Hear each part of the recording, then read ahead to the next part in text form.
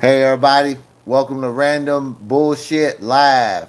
And I got a guest today, uh homie of mine, go by the name of Cobra Immortal. I want to welcome to the first episode of Random BS Live. Cobra Immortal, you there? You there, CI? Yes, sir. Yes, sir. How's everything going, sir? It's going. Everything going good. How you been? How you been, brother? I'm doing good, bro. Just staying busy, working in the studio, and that's what I do. All right. So, you wanna you got any projects coming out before we start going into this madness that's these said United States? Yes, sir. Actually, I do. First and foremost, I want to say thank you to Brother Dimebag Darley and the Random Bullshit Show for having me as a guest on today. And salute to all the fans and the listeners and the supporters of this show. And yes, I have a project that's coming out. Actually, a couple projects that I'm working on right now. The first one is called The Ides of October. And this project is going to be released in October. Mm-hmm. It's got 10 songs on it, and we've already released 3 songs off of it, off the album. One of the songs, and it's all on Spotify, so if you have Spotify, make sure you add Cobra Mortal to your playlist. I have 3 songs on there that's charting, that's like on the radar release of Spotify, and we have one song, Pop It For Me, that's got over 20,000 streams worldwide, and it's featured with myself, Mr. Broadway, and Chase Money. So we got that record out. We have The Smoking Joint that just came out. That's got close to 10,000 streams on it, and we released our 3rd single from the album, Drop It Back. And then probably sometime next year, the first part of the year in 2020, I'll officially release my solo album, Another Level. I was going to do it this year, but then as crazy as things have been with my schedule and everything and working on a new project, I decided to push the release of that album back and then focus on the Ides of October album. And then once the first part of next year, we'll have fresh new material coming out. So that's what we're doing. And also today is kind of like a special day because it marks the commemorative 3-year anniversary of my last album that I put out, Smash 'Em All, Mm-hmm. 3 years ago. So it marks the anniversary for that. So I just wanted to bring that up, and the fact that I also sold music to over 30 different countries worldwide. So I'm very happy where we're at, and then we're going to continue to keep on going.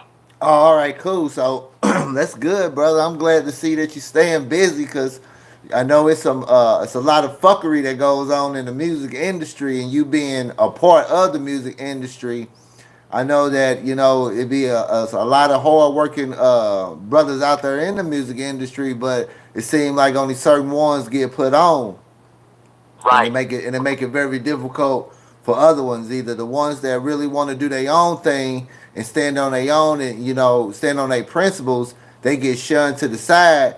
Where you can get willy nilly motherfuckers, that's willing to play ball and do crazy shit. They get put on. Yeah, absolutely. You're right because a lot of artists that I've ran across, and there's some that I actually follow on social media. A lot of them don't realize that there's a secret society to the music industry that every genre has the gatekeepers, and the gatekeepers they determine on who gets in and who gets out, and if they feel the powers that be that control the industry, if they feel that they can't control you, they won't let you in. It's sometimes yes, it's about the money they're looking at, the artists that they can make money from. But Mm-hmm. if they can't control you, they're not going to let you in. And then everybody's wondering, well, how come I haven't quote unquote made it? And I said, well, we live in an era of social media. We live in the era that success is determined by how much money that you make, and that's what people think, that if you make a lot of money that you're successful. But see, when you have people like myself that have took the time and the years and invested thousands of dollars into their careers, we've already made it. We're doing the exact same thing that these artists on these big labels are doing. The only difference is we're spending our own money as opposed to them being backed by these corporations. So when you sell one CD, or if you sell one T-shirt, or if you have one fan to come to any shows or events, you have officially made it into the music industry, because it's like that the time and the patience that you gotta have, the money that you gotta invest into your brand. So if you stay working hard and continue to build your brand, yes, it may take you longer to get there, but you're doing it on your own merit without having to have, so many people putting their hands in the cookie jar of whatever you make or do. So being your own boss and making your own moves and moving differently than what you see what's going on in the industry, man, you'll have longevity in it. Oh, okay.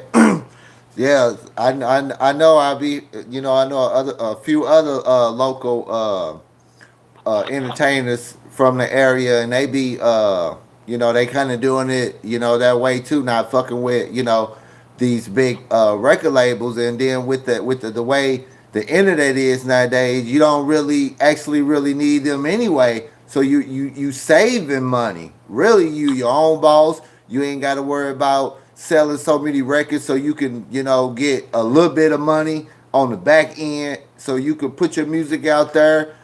People can find your music. You gain your fan base, and then you can go on tours and stuff, and then you keep all that money to yourself instead of some record label talking about, well, you owe for studio time and all this other stuff, and they overpaying for this stuff so they can get that money on money instead of you. But doing it the way you doing it, and the way the media, the internet is now, it's better for the artist.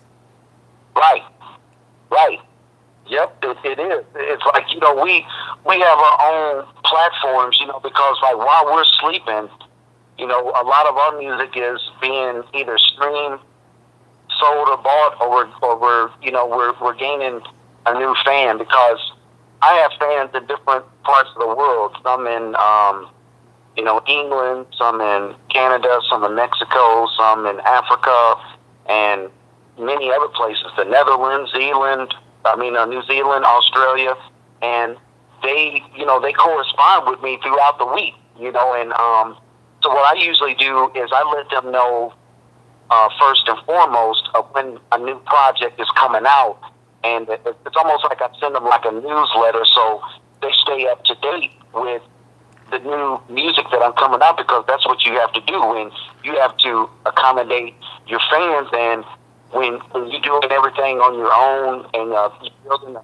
fan base, as well as making your own moves and everything, you yourself have the best advantage, because you don't have to answer to anybody. All that money that you make is yours. Like, for example, if I sell a CD on the street for $10, with me being independent and being on my own label, I can sell that $10, that CD for $10, and I get all of that $10. Well, if I was on a major label, I may only get 75 cents to $1 off that $10. So Right. it's being in control of your own craft and not selling out like most people do, because a lot of the artists that you see in the music industry, they don't even own their own masters. They don't even own their own recordings. A lot of them don't even write their own songs. So it's like, we have to do it a different way, but the hardest way. But because of your persistence and your determination on coming out with content, that's the thing. You have to come out with content every single month, every single year. Your fans and people that are involved in the music industry, they like seeing consistency. Consistency is the key, and because we live in an area where you might be here today, or forgotten tomorrow. Right. So I started off with, you know what I'm saying, with a group of guys. You know, we started off as a group, and you know, 18 years later, you know, I'm still doing the same thing, and the guys I started off with are not around anymore. And then every once in a while, like, you know, a few years back, they try to reach back out to me, but I said, you know, so much time has passed. You know, the industry has changed. The business of it has changed. So it's like, oh man, I'm good, bro. I'm just going to continue to do my own thing. Yeah. Well, I'm glad you out there doing your thing, man. And you know, I'll be checking your music out, and I appreciate what you're doing, and you know, representing where you're from, and you know, just putting good music out there that people all across this planet can enjoy, and that's what it's about. That is definitely what it's about. Yes, sir. I appreciate that, brother. Oh, it's all good, man. You know, we gotta, you know, people from Missouri, you know, we gotta show each other love. You know, if we ain't giving ourselves no love, you know, or you know, supporting the people from where we from, you know, ain't nobody else gonna do it. So Absolutely. so I figured, you know, the hometown, your home state, you gotta get before you can branch out, you gotta have some kind of support from where you're from. So I Yeah. appreciate what you're doing, man, and keep on putting out good music. I'm gonna move on to so tell me what you think about what's going on with Trump and the Democrats and with this with the Ukraine situation, which we know that you know, it seemed like the way the Ukraine news came out, and they were, you know, they had a bunch of Democrats on board to go after Trump and try to do impeachment inquiries, and then they released transcripts and cables, and they found out that what was actually said wasn't what was said or how it was done, and it kind of blew up in the Democrats' face again, kind of like what the with the Russiagate. Right. Right. Well, you know, man, it's been crazy. The last, you know, 3 years since Trump has been in office, it kind of like it. You know, when you think about it, you sit back and you look at it. It's like you're getting hit from both sides. It seems like that the Democrats have an agenda, same way with the Republicans, and you know, it's interesting because like since this whole Ukraine thing has came out, and I've actually read the Mueller report. I feel like that the Mueller report shed light on kind of what's going on. Because the one thing about it is like we don't. It's not natural for a president to act the way that he's acted. But at the same time, when they launched the impeachment inquiry, the donors of the Democratic Party are, because since you know we are approaching an election year in 2020, right, and this is the first time in U.S. history that we're a year away from a major election, and we're going into it by an impeachment. So it's kind of like the donors of the Democrats, like the ones that are up for re-election in the Senate or in the House, they're kind of like, well, you know, in a roundabout way, if you don't do the right thing or whatever, we're not going to give you any money. See, this is so they went on ahead and went with the impeachment inquiry because they need money to stay relevant too. They need money to stay in office. You know, so they kind of felt like the Democrats kind of felt like, well, if we don't do it like this, then we're not going to either get reelected or we're not going to have any money. And then the Republicans are looking at it like, you know, they're looking at it from a totally different perspective. They're looking at it as like, well, you know, it's politics. Because it's kind of like, it's hard, sometimes it's hard for the people that don't keep up with it like you and I do. It's hard for them to determine a new world order agenda versus an American issue or a political issue. So it's like, you know, I feel that the thing that's going on with Donald Trump is just going to continue to get worse. But out here on Main Street America, I feel that these white nationalist groups are going to mobilize. Since they're going with this impeachment, I feel like just because really he can still win just off of 50% of people that support him, or the 60% that support him. Like, since he's been going through this impeachment, Trump's already raised over $5 million already. So do you think the way the Democrats, because when Obama first, and I don't mean to bring Obama into this because we talking about Trump, but at the same time, I remember when Obama took office and how the crazies on the right, was saying that he was going to lock people up, put them in FEMA camps. He wasn't even an American-born citizen. All the crazy stuff that they was doing when Obama first got elected. It kind of looked like soon as Trump got in there, and you would hear all the Democrats complaining about how they was treating Obama, the crazy Republicans, but then they go around and do the same thing. Yeah, right. And I wonder with the whole Russia stuff that we already know, if you read WikiLeaks, John Podesta's emails, it was all made up. And now with this impeachment stuff that they ain't got no inquiry, they ain't got no really no legs to stand on. This stuff only hurts it only hurts the Democrats. It doesn't help. It doesn't hurt Trump. Nothing. It seems like the stuff that they go after Trump on, it's like, seriously? He said he was going to end the wars. We're still fighting in Afghanistan, and y'all over here messing with him about him, calling some chick flat chested. Right. It's really crazy, man, because I feel like that sometimes it makes you not want to trust any of the political parties, because I feel like they have the same agenda, and that means is to control the world, establish a new world order, a one centralized government, same way with the one centralized religion. And these people have an agenda, and that's to stay in power, continue to make millions and billions of dollars. Now, with Donald Trump,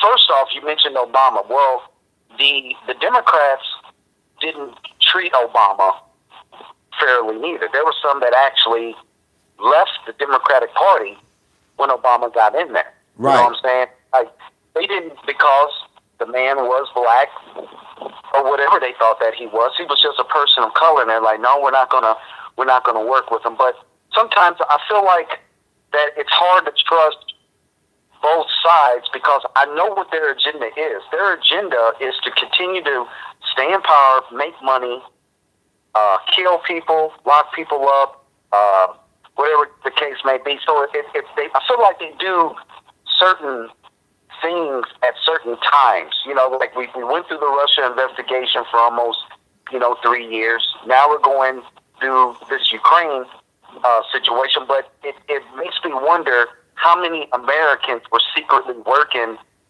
with Russia, with Ukraine, because if Trump goes down, Trump is the type of person, he's going to bring down a lot of people with him, even some Democrats. Because we have to remember, Trump donated money to a lot of the Democratic people, a lot of the Democratic senators and the representatives when they were in office. I mean, I know that he's donated money to Nancy Pelosi. I know that he's donated money to Hillary. You know what I'm saying? So they're all friends.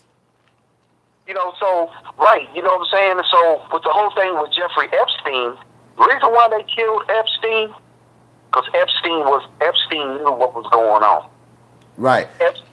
Epstein was to release the plague of truth, and then for U.S. Attorney General William Barr, for him to go to a prison in New York, Epstein was already beat up by the time Barr saw it, and Barr basically said, "Hey, we're gonna put the hit out on you. We're gonna make sure that you never talk." 2 weeks after Barr saw Epstein was dead. Right. So you know what I'm saying? Yeah. I don't mean to go off the track with the Epstein stuff, but I feel what you're saying. But I want to kind of keep it on Trump with the Democrats. is Uh huh. because a lot of people, a lot of ADOS people in this country now are demanding that the Democratic Party, time for them to come with some tangibles for the ADOS community and reparations. Now you Right. have the congressional black talkers that don't do nothing for the ADOS people, and a lot of the people in the congressional black caucus ain't even ADOS, Right. and Right. it just seems to me that the way that the path that the Democratic Party has chosen to take is to where now they're trying to allow as many illegals as they can in. If you're gay, we'll push forward with reparations for the gay people so they can get paid money on taxes and stuff that they wasn't able to collect on. We'll give illegal immigrants sanctuary cities and all this stuff. But when you go and then, but when you look at the black community, it's like a smoldering crater, and it's like, hey, you motherfuckers, it's time to pay up. It's time to pay that debt. And you hear Bernie Sanders saying that it's not feasible. Nobody wants to like really address the whole reparations and that the ADOS people in this country are owed. Up to trillions of dollars is what the descendants of slaves and the American descendants of slaves in this country is owed. Right. We've built this country, for free, or for free Right. labor, stolen labor.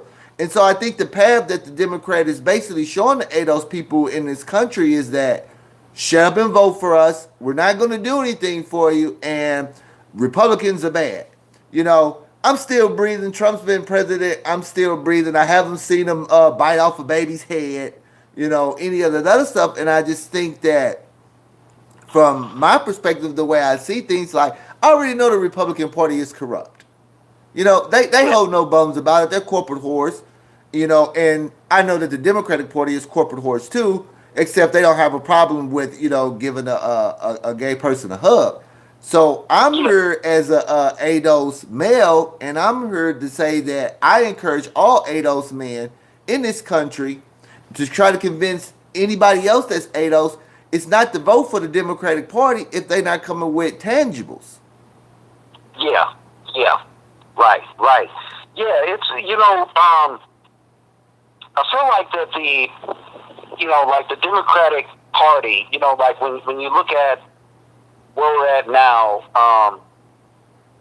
they automatically assume when a black person is on these political TV shows or whatever, they automatically, if you're looking from a white person's perspective, that the black people that are on these pro-liberal type shows are automatically Democrats. And to be honest, like for me, like I have issues with both sides because black folks need to realize that they're like the Black Caucus, for example, like you just mentioned them.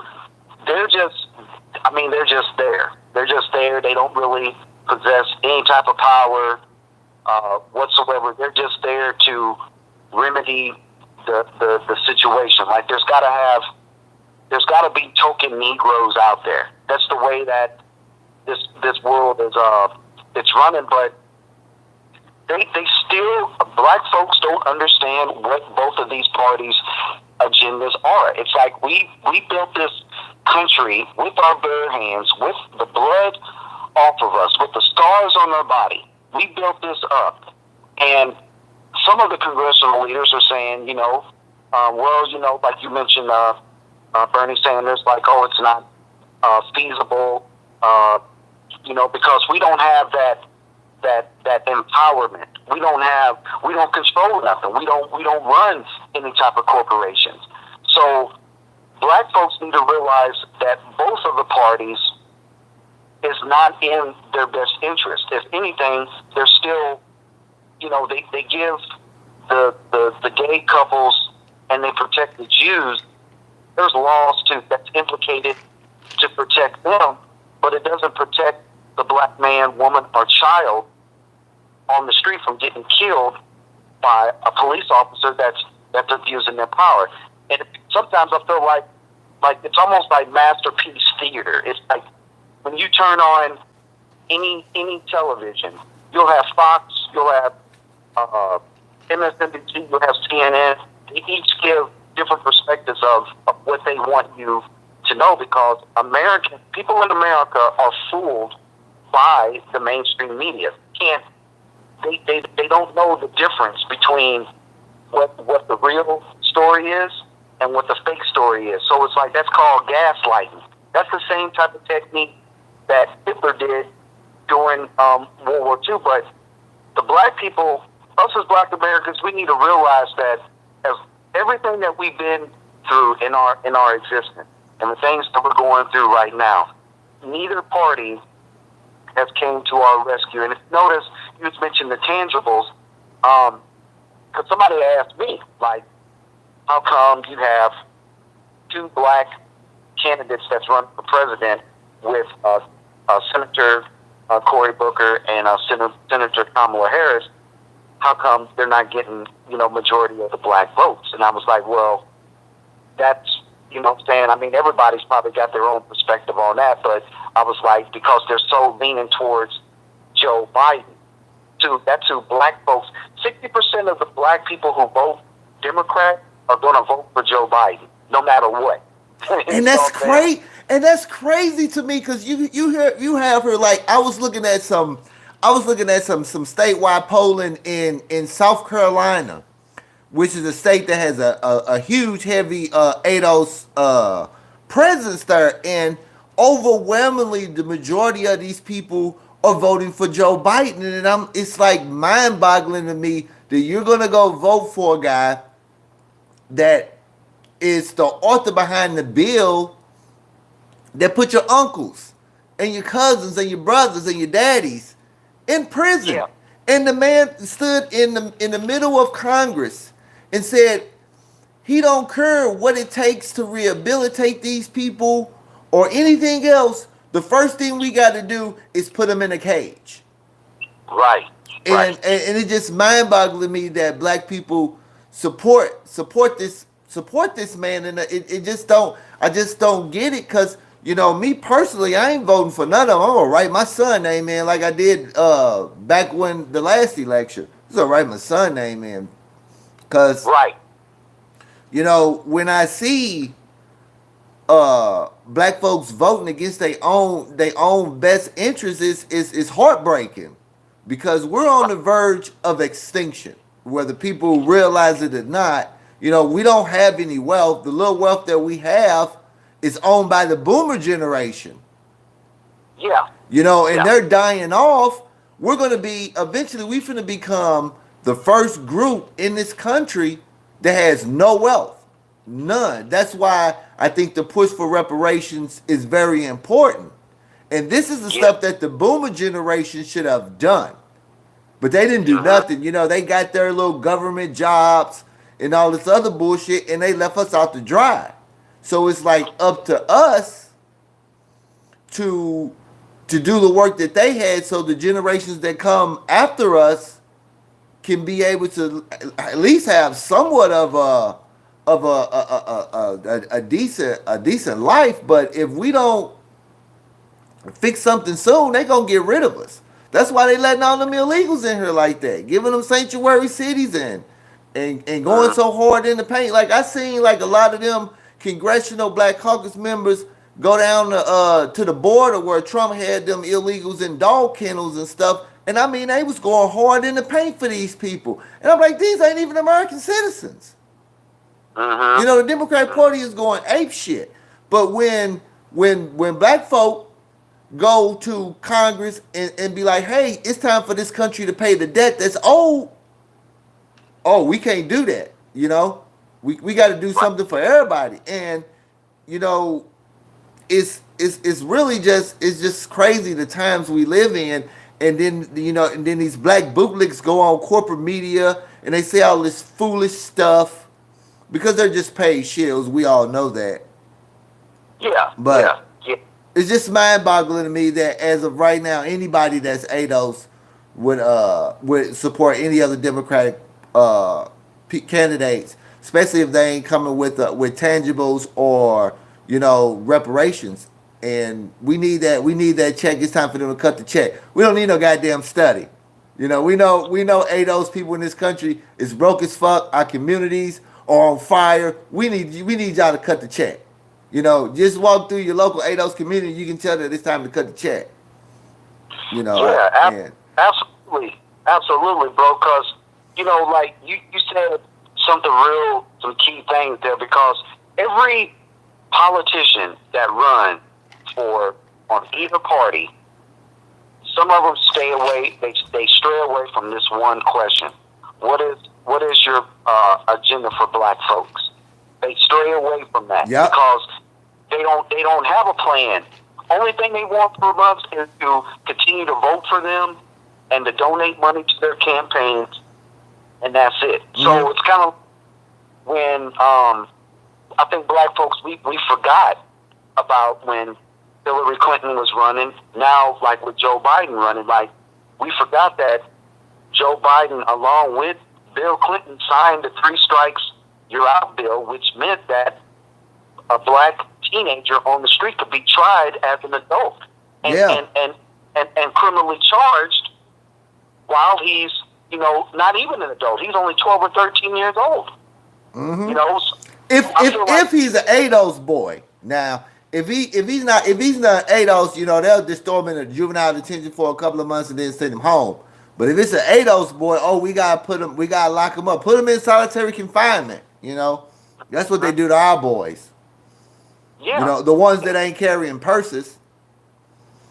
Right, man. It's crazy because it's like you look at 86% of people that went to jail that are in prison. 86% of them look like you and I. Right.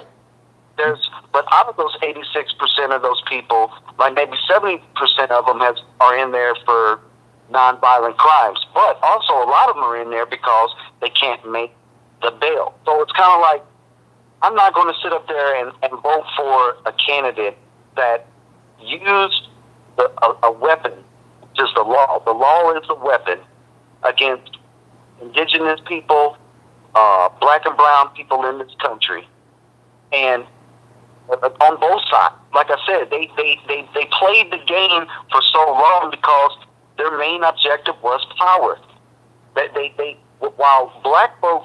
While we're up here playing checkers and being dysfunctional and fighting over Popeye's chicken sandwiches or whatever, the people who are playing chess, they're the people, and I heard this slogan from a person yesterday, that they're waging a war without even raising a finger. Yeah.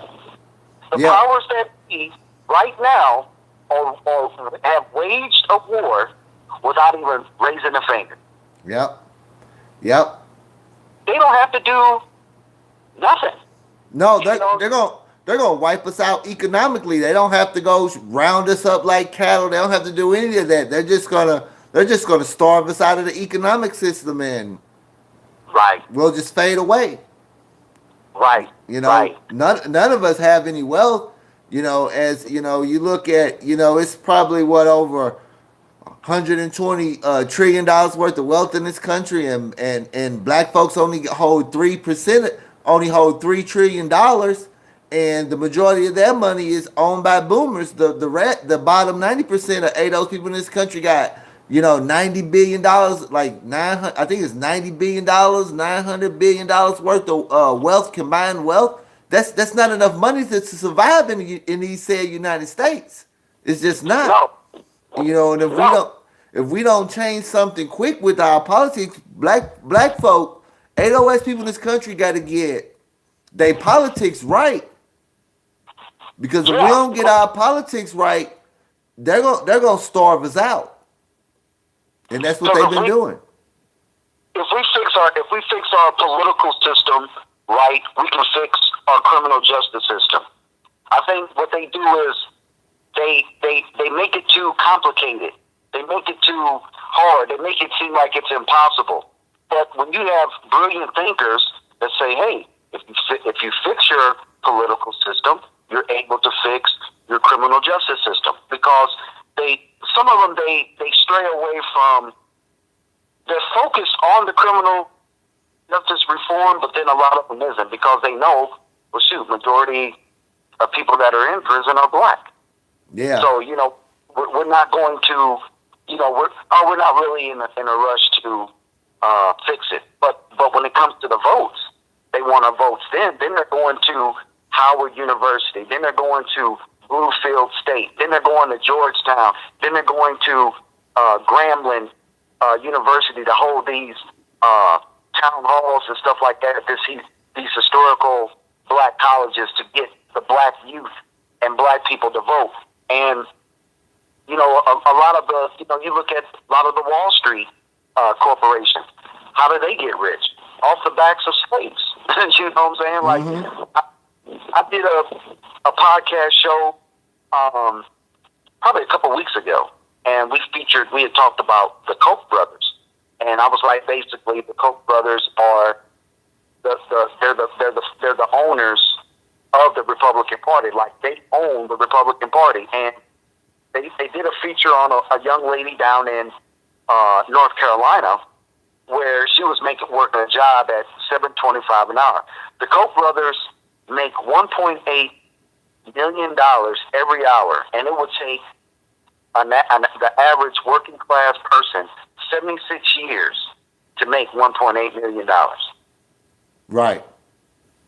So, and then what they do, Hollywood was created to satisfy the powers that be, but also have these boule black folks out there to make it seem like, well, you can't say that we're racist because they're successful, rich black people like Michael Jordan and Oprah Winfrey and LeBron James. And here's what I say about that.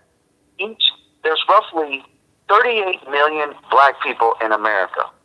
Just only one of those people that I named can take an envelope with $1 million and walk around and give every black person in America $1 million, and they still will not be broke. But they won't do that because they're backed by the secret society. All the people that we see in the entertainment industry that are black are part of the secret society. And if you defy them in any kind of way, they'll either kill you or they're going to kill your career, because they have everything that you've ever done. There were people while you thought that you was in on the casting couch by yourself. No, they had people that were watching you. That's the reason why we were talking about Donald Trump. Donald Trump he's the type of person, he has dirt on everybody. Oh, yeah, everybody. They all run in the same circles. Yeah. Yeah, they all hang out together, go to these lavish parties where they do perverted, sick things and all other stuff. So, it's just like, Democrat, Republicans, two sides, same coin. If you think you're going to get some change, no, you're not going to get any change. You're going to get the same, you're going to get the same bullshit that we've been feeding you, and we're going to continue to feed you the same bullshit. Right. They've been feeding us the same bullshit since August 20th, 1619, since we've even been enslaved in this country. They've been feeding us the same bullshit. And like you said, brother, same coin, or what was it? One coin, two different sides.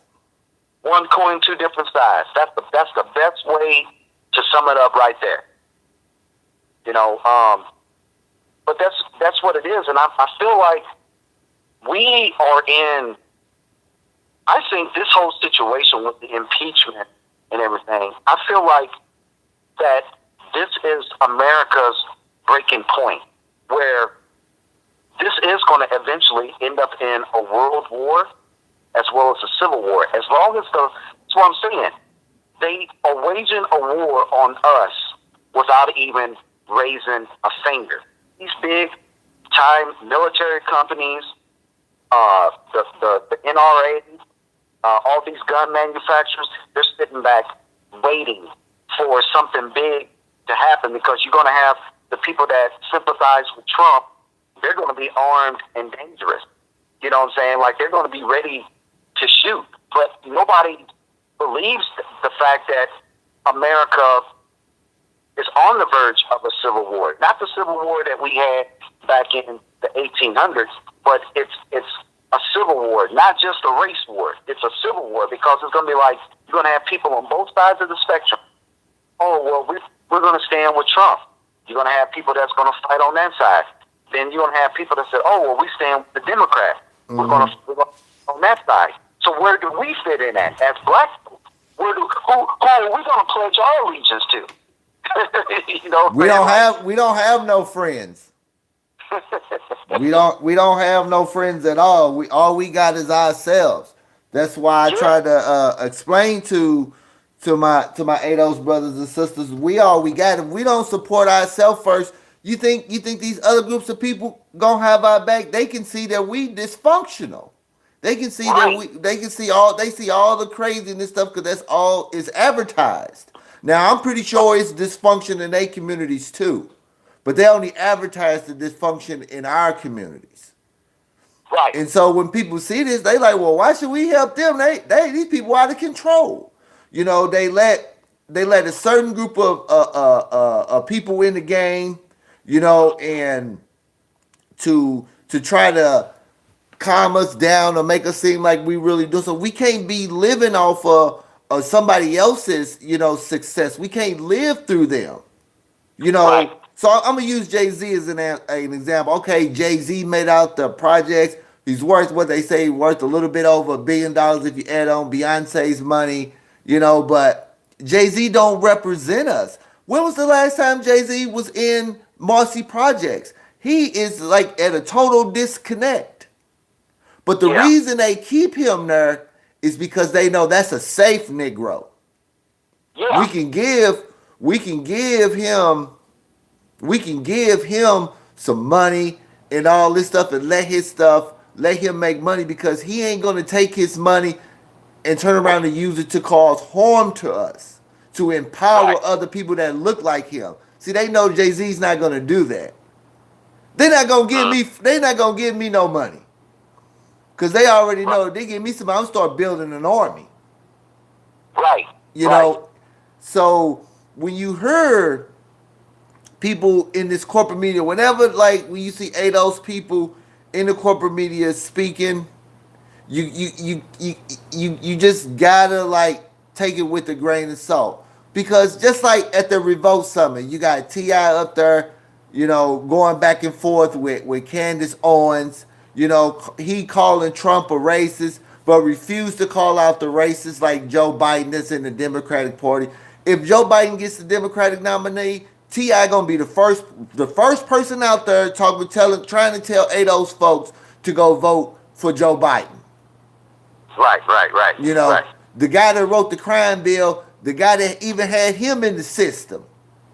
But he gonna turn around because he got a little change now. See, they know T.I. and them are token Negroes. Right. You know, he's a token. You know, he ain't gonna take his money, you know, and turn it around and use it against him. So he's safe. Right.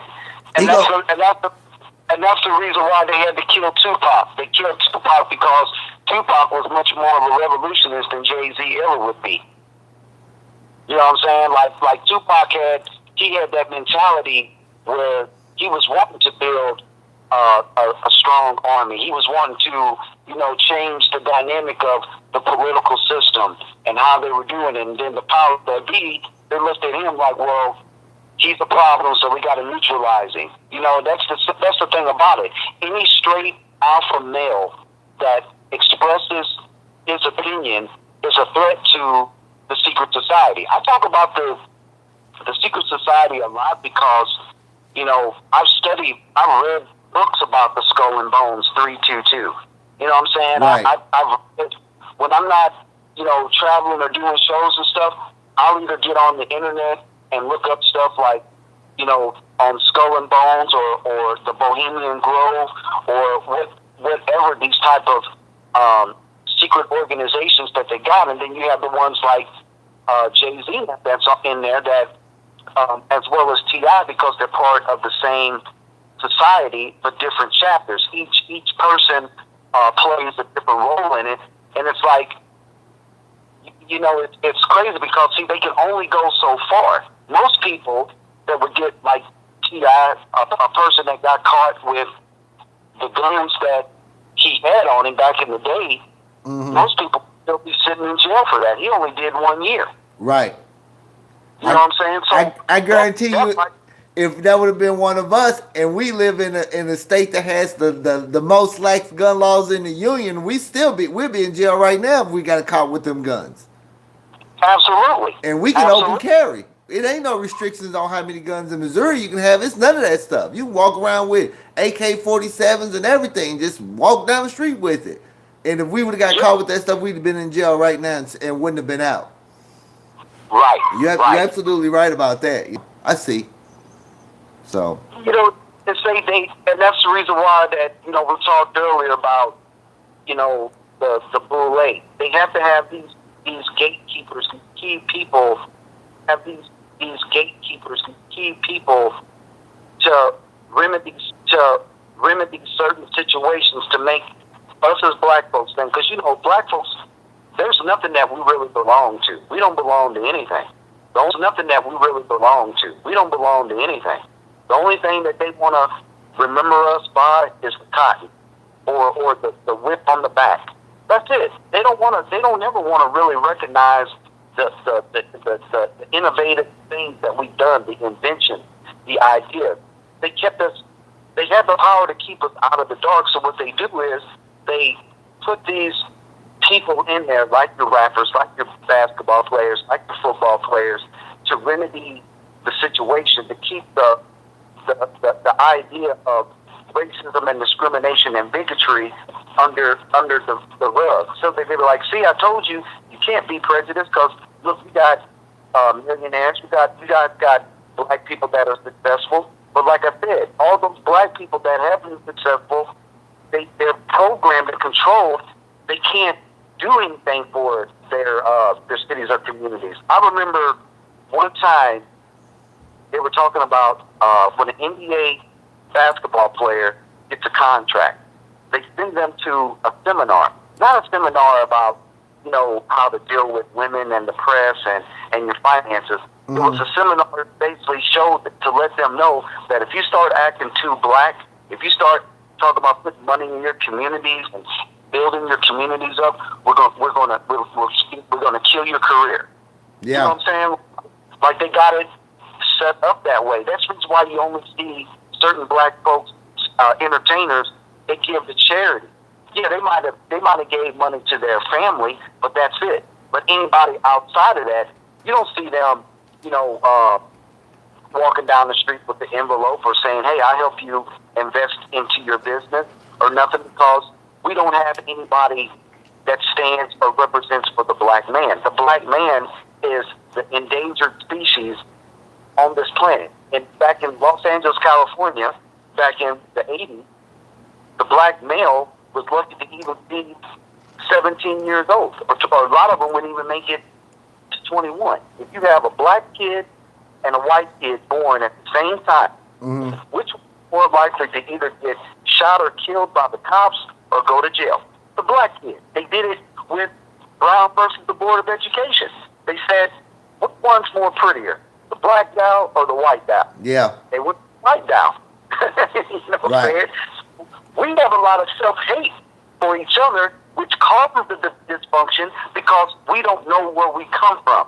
A lot of us don't know where we really come from. Shit, I mean, they're saying, yeah, you guys came over on a ship and did all this stuff like that. Okay, but was that really, is that how we really got here?